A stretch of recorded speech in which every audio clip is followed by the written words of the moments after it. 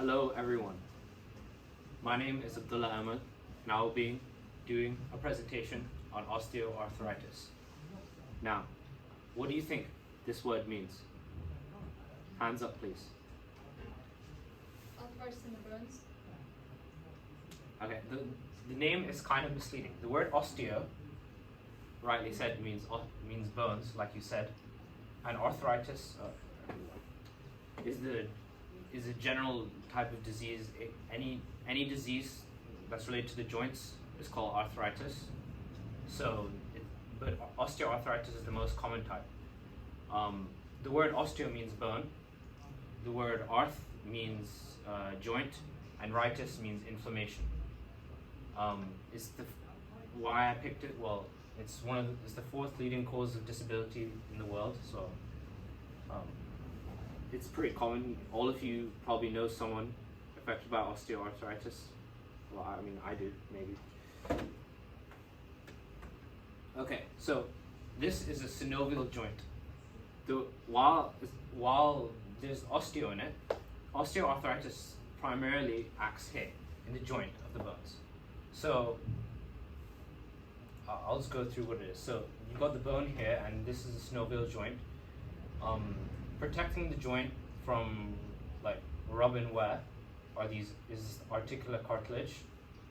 And then in between here we've got the synovial fluid, which helps with lubrication, and here we got the synovial membrane, which acts to clear and replace the synovial fluid, and contains many blood vessels, lymphatic vessels, and it also innervates the synovial joint.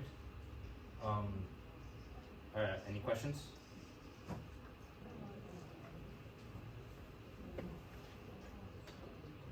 Okay, so here is a joint before osteoarthritis, and here is a joint after osteoarthritis.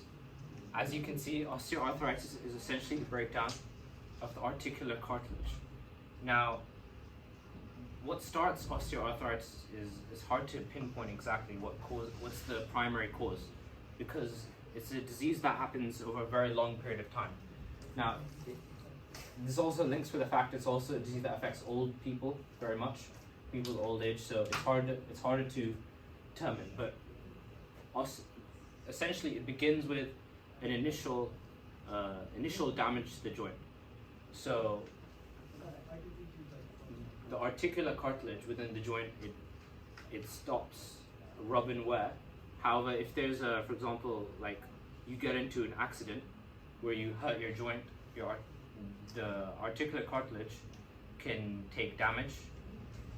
Also, as you get older, as you'll see now, as you get older, the articular cartilage thins, so it also increases risk. Now, as the articular cartilage takes damage, cracks run up it. This results in small particles of the articular cartilage called bone mice to come up into the synovial fluid. Now, as it's the synovial membrane's job to clear the synovial fluid, this bone mice will eventually find their way inside the synovial membrane. The synovial membrane, due to this, recruits the use of various immune system cells, such as macrophages, neutrophils, and phagocytes. Now, as you may learn later, to signal response, these immune cells, they release something called cytokines. Cytokines such as tumor necrotic factor and interleukin 1 and 6. This causes a lot of inflammation and damage. Now, here is a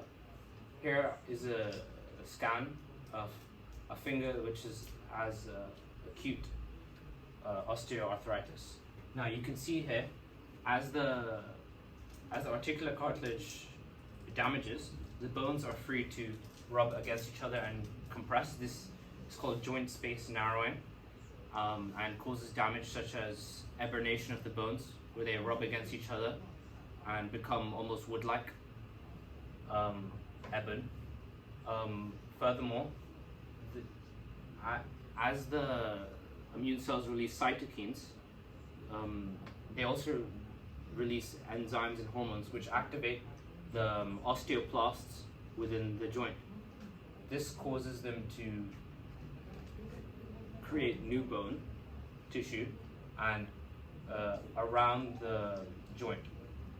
And this is called forming spurs at the side, called osteophytes. Now, these are very common and easy to spot in fingers, where they're called Heberden's nodes. Okay. As I said, these are the main causes of osteoarthritis: damage from mechanical stress on joints and age. The thing about age, it also decreases hydration to the joints. So this means that the water content within the joints decrease. Well, this is very complicated on why this occurs, but we'll go more into detail. So essentially, the articular cartilage is made out of collagen. As you might know, collagen is made out of chondrocyte cells, which are surrounded by an extracellular matrix. The extracellular matrix has a very strict and very difficult balance to maintain with the hydration, as it also contains proteoglycans to maintain the flexibility. Because as you know, collagen, stuff that makes our noses and ears, can be very rigid in some cases. As you know, even use this, like whole skeletons for insects and stuff. So to increase to make it more flexible and resistant to wear and tear, it has a lot of proteoglycans. And proteoglycans also work to increase the osmotic pull of water into the joint. However, as you get older, this starts to decrease, and the hydrostatic effect of the water within the joint starts to make the water content throughout the joint uneven. Now, this causes damage to the cells, the chondrites within the collagen, and eventually causes them to become uneven and break away. These are some risk factors. You can't really see. Some risk factors associated with osteoarthritis. We have obesity. Well, this is a no-brainer because, as I said earlier, mechanical force on the joints increases the risk of osteoarthritis. Obesity, as you know, it puts a lot of strain on the knees, and therefore creates a lot of opportunities for there to be damage.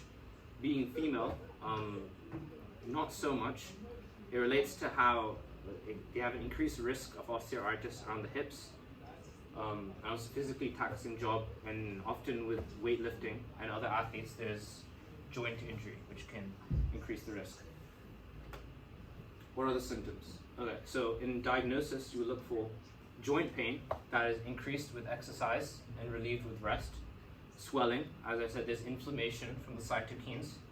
A decreased range of motion that can be from the spurs or just from the pain.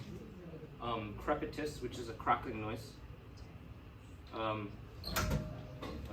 joint is moved. And we have muscle wasting due to decreased range of motion. How is treated? I'll go back. Some differential diagnoses are septic arthritis, which is the infection of the synovial fluid. This can be found using a joint aspiration, where a synovial fluid is extracted and taken. Using the neutrophil count, it can be easily found.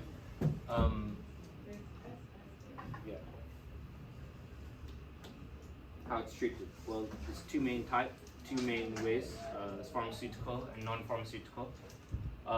Exercise, weight loss, it can help with decreasing tension on the joints. Also, they haven't put here use of canes and other aids. You can inject some